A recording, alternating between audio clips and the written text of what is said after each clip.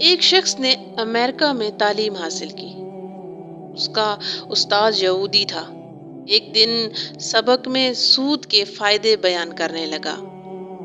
مسلمان طالب علم نے سوال کیا، سر سود میں تو برکت نہیں ہوگی نا؟ یہودی استاد کہنے لگا کہ برکت تو دنیا میں کہیں نہیں پائی جاتی ہے۔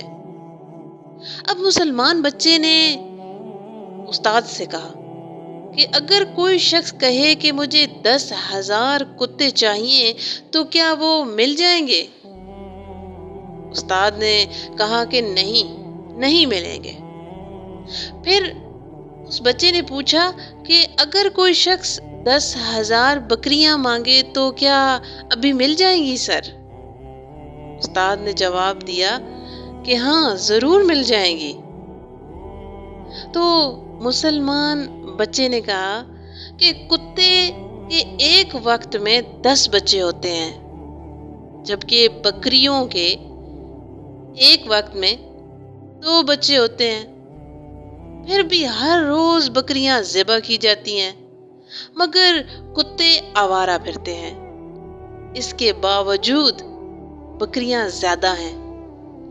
اسی کو برکت کہتے ہیں۔ تو شاگرد کی اس بات سے اس یہودی استاد کا منہ بند ہو گیا۔